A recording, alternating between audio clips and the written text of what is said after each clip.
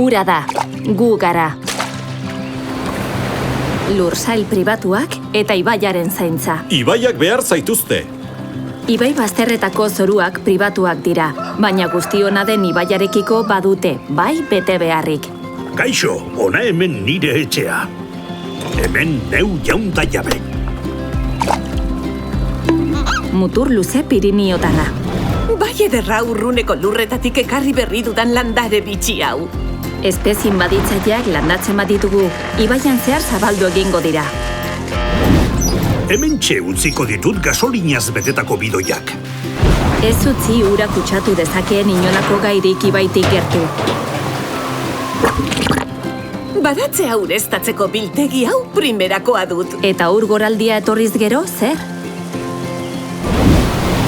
Aiene,